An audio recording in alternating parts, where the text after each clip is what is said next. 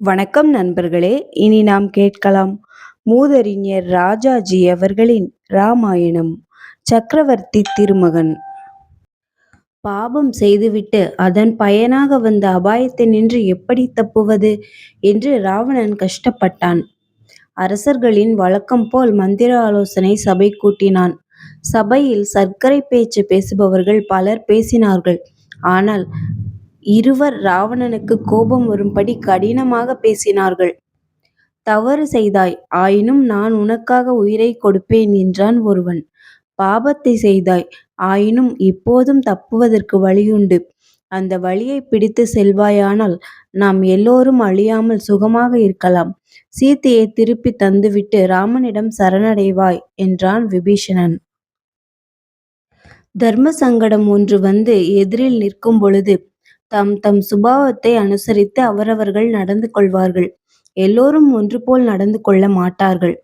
கர்வபங்கத்திற்கு ராவணன் மனம் ஒப்பவில்லை. பாபகாரியம் செய்வது கஷ்டமானால் பிழையை ஒப்புக்கொண்டு நான் தோற்றேன் என்று ஒப்புக்கொள்வது அதைவிட கஷ்டமான காரியம். பாபம் செய்வதற்கு தைரியம் வேண்டும். பாபம் செய்தேன் என்று ஒப்புக்கொள்வதற்கு இருமடங்கு தைரியம் வேண்டும். அந்த தைரியம் ராவணனுக்கு இருக்கவில்லை. அவனுடைய சுபாவத்தில் அதற்கு இடமே இல்லை. அதர்மம் ஒன்று நடக்கும் பொழுது பாபம் செய்தவனை சேர்ந்து நிற்பவர்களுக்கு ஒரு பெரிய பிரச்சனை ஏற்படுகிறது. இந்த வீட்டில் நான் சோறு உண்டவன், இவனை நான் எப்படி கைவிடலாம்? கூட பிறந்தவன் அறியாமையால் பிழை செய்தான், அவனை நான் கைவிடுவது பயங்காளித்தனமாகும். இவ்வாறான சிக்கல்கள் கிளம்பும். செய்யப்பட்ட அதர்மத்தில் தாமும் பங்கு எடுத்து கொண்டு விடுவதே வீரர்களுடைய கடமை என்று சிலர் முடிப்பார்கள். சிலர் வேறு விதமாக நினைப்பவர்களும் உண்டு. பிழை செய்தவர்களை திருத்துவதற்கு வேண்டியதெல்லாம் செய்து பார்ப்பார்கள். அதனால் உண்டாகும் கோபம், வெறுப்பு, நஷ்டம் இவற்றை பொருட்படுத்தாமல் செய்யக்கூடியதையெல்லாம் செய்து பார்ப்பார்கள். அந்த முயற்சிகளெல்லாம் வீணான பின் பாபம் செய்தவனை துறப்பார்கள். தருமத்தை துறக்க மாட்டார்கள். அதர்மத்தில் சேர்வது ஒரு நாளும் கடமையாகாது என்பது அவர்களுடைய கருத்து. செய்ய வேண்டிய முயற்சியை செய்யாமல் இருப்பது அதர்மமாகும். அதையெல்லாம் செய்துவிட்ட பின் தம் கடமை முன்போலவே நிற்கும். தர்மத்தை புறக்கணித்துவிட்டு அண்ணனுக்காக தம்பியோ தம்பிக்காக அண்ணனோ அதர்மத்தில் பங்கு எடுப்பது சரியாகாது என்பது அவர்களுடைய முடிவாகும். இராமாயணத்தில் கும்பகர்ணனும் விபீஷணனும் இந்த இரண்டு பட்சத்திற்கு சிறந்த விளக்கங்களாக அமைந்து நிற்கிறார்கள். சீதையை அபகரிக்கலாம், வா தண்டகாரண்யம் போவோம் என்று அண்ணன் எவ்வளவு வேண்டிக் கொண்டிருந்தாலும் விபீஷணன் போயிருப்பானா? போயிருக்க முடியுமா? போயிருந்தால் யாராவது விபீஷணனை புகழ்ந்திருப்பார்களா? அப்போதாவது சீதையை திருப்பிக் கொடு, க்ஷேமமாக இருப்பாய், ராமன் மன்னிப்பான், அதுவே தர்மம் என்று சொல்லி பார்த்தான். கேட்கவில்லை. உண்மையில் பாபத்தை வெறுக்கும் ஓர் ஆத்மாவுக்கு பிடிக்காத மூர்க்கத்தில் நின்ற ராவணனை விட்டு விலகுவதை விட வேறு வழியில்லை. ஆகையால் விபீஷணனை சிலர் குற்றம் சொல்லுவது தவறு. நமக்குள் தர்ம உணர்ச்சி ஓரளவு குறைவாக இருப்பதால் தானே குற்றம் சொல்லுவோம். ஆயினும் கும்பகர்ணனை குற்றம் சொல்லலாமா? அதுவும் முடியாது. இரத்த பாசத்தால் இழுக்கப்பட்டு தன் உயிரை தியாகம் செய்தான். அவ்வாறே மாரீசனும் செய்தான். கும்பகர்ணனை பழிக்க முடியாது என்பது உண்மையாயின் விபீஷணன் செய்தது குற்றமாகாது. தருமத்திற்கு விரோதமாகவே போவதில் சிலருக்கு இந்த காலத்தில் அதிக ருசியானபடியால் அந்த விஷயத்தில் இங்கே இவ்வளவு நீட்டி எழுத வேண்டியதாயிற்று. பாபம் செய்தால் நண்பர்களுடைய நட்பையும் சுற்றத்தாருடைய துணையையும் கட்டாயம் இழப்போம் என்கின்ற பயம் மக்களுக்கு இருக்க வேண்டும்.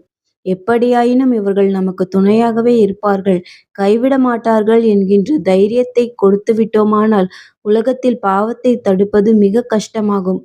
சாதாரணமாகவே மக்களை பாபத்தில் இழுக்கும் வேகங்களுக்கு பலம் அதிகம். அதற்கு இந்த துணையும் சேர்ந்துவிட்டால் வெகு சுலபமாகும். இதை நினைவில் வைத்துக் கொள்ளாமல் சிலர் வாதாடுகிறார்கள். குல துரோகி என்று ராவணன் மட்டும் சொல்லவில்லை. ராவணனுக்கு பின் நம்மில் பலரும் விபீஷணனை குறித்து அவ்வாறே குறை சொல்லுகிறோம். முக்கியமாக தங்களுடைய தவறான முயற்சிகளுக்கு தங்களுக்கு சம்பந்தப்பட்டவர்களுடைய துணையை எப்படியாவது அடைய வேண்டும், அதற்கு இடைஞ்சல் ஏற்படக்கூடாது என்று விரும்புகிறவர்கள் எல்லாம் விபீஷணனை பாவி என்றும் துரோகி என்றும் சொல்வது வழக்கம்.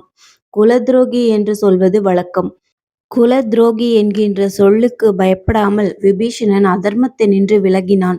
விலகிய பிறகும் விபீஷணன் கஷ்டமாகத்தான் இருந்தான். நடந்ததை கேளுங்கள்.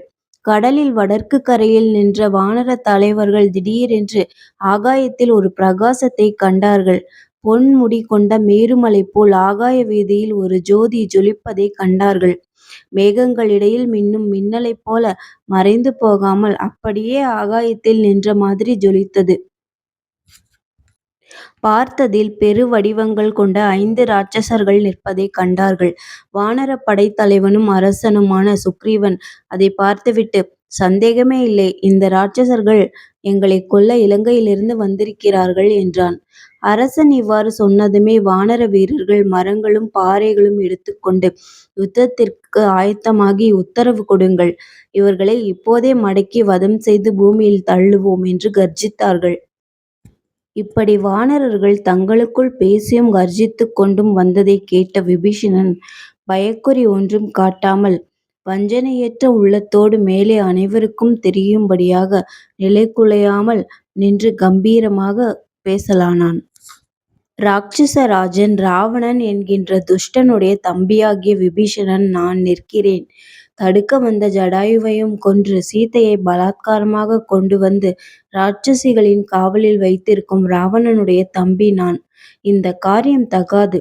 இவளை ராமனிடம் மறுபடியும் மரியாதையாக ஒப்புவித்துவிட்டு மன்னிப்பு கேட்பாயாக என்று நான் பலமுறை வற்புறுத்தியும் அவனுடைய அழியும் காலம் நெருங்கிவிட்டபடியால் நான் சொன்னதை அவன் ஒப்புக்கொள்ளவில்லை. அதற்கு பதிலாக சபை நடுவில் என்னை ஒரு வேலைக்கார அடிமையைக் காட்டிலும் மட்டமாகக் கருதி திட்டி அவமானப்படுத்தினான். ஆனபடியால் இதோ வந்து நிற்கிறேன். நாடு, நகரம், மனைவி, மக்கள் அனைத்தையும் துறந்துவிட்டு ராகவனை சரணடைய வந்து நிற்கிறேன். இதை சீக்கிரம் திருமகள் கேள்வனுக்குத் தெரியப்படுத்தி என்னை அனுக்கிரகிப்பீராக என்றான். உடனே சுக்கிரீவன் ராமனிடம் சென்று சொன்னான். ராவணனுடைய தம்பி விபீஷணன் மற்றும் 4 ராட்சசர்களுடன் வந்து தங்களை சரணடைய விரும்புகிறான். ஆகாயத்தில் நிற்கிறார்கள். இதைப்பற்றி நீதி சாஸ்திரம் அறிந்த தாங்கள் நன்றாக ஆராய வேண்டும். இந்த அரக்கர்கள் பல வேஷங்கள் போடுவார்கள். கண்ணுக்குத் தெரியாமல் மறைந்து வேலை செய்வார்கள். துஷ்டர்களுக்குரிய எல்லா சாமர்த்தியமும் தைரியமும் பெற்றவர்கள். இவர்களை நம்பவே கூடாது.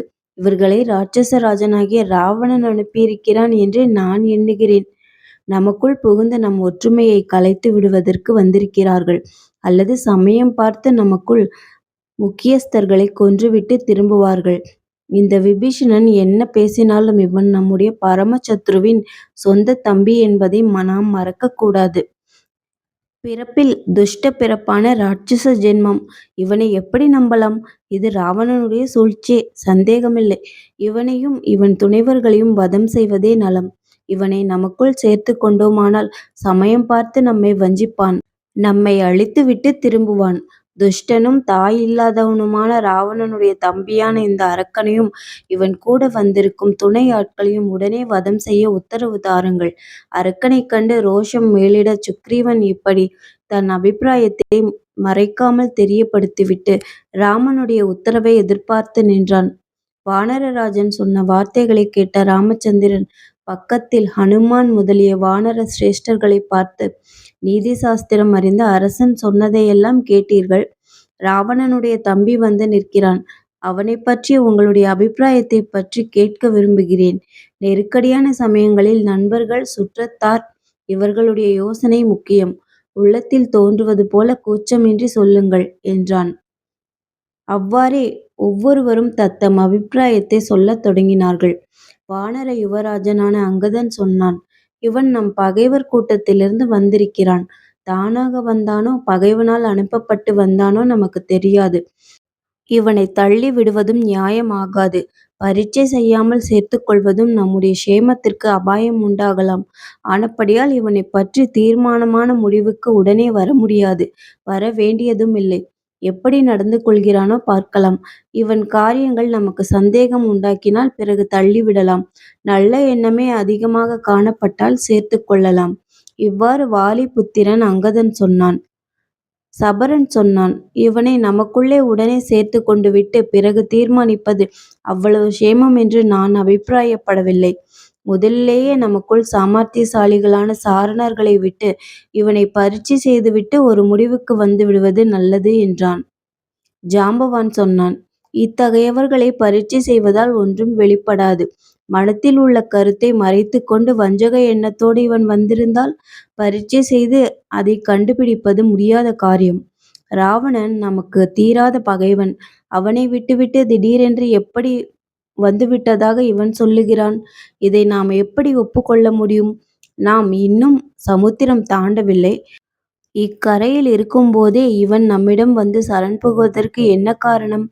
இது ரொம்ப சந்தேகத்திற்கு இடம் தருகிறது. ராவணனுடைய கூட்டம் வஞ்சக கூட்டம். இவனை சேர்த்து கொள்ளக்கூடாது என்பது என் அபிப்பிராயம். மைந்தன் சொன்னான். சந்தேகத்தின் பேரிலேயே ஒருவனை தள்ளிவிடலாமா? இவனை புத்தியாக பரீட்சை செய்தே இவனை பற்றி தீர்மானிக்க வேண்டும். ராவணனை துறந்துவிட்டு வந்திருப்பதாக சொல்கிறான். இவன் உண்மையை நாம் காண முடியும். இவனுடன் சிலர் பேசி பார்த்து முடிவு செய்யலாம். இதற்கு வேண்டிய சாமர்த்தியம் நம்முள் சிலருக்கு இல்லாமற் போகவில்லை. பிறகு ராமன் அறிவு செல்வமாகிய ஹனுமானை நோக்கினான். நன்றி. மீண்டும் அடுத்த அத்தியாயத்தில் சந்திப்போம்.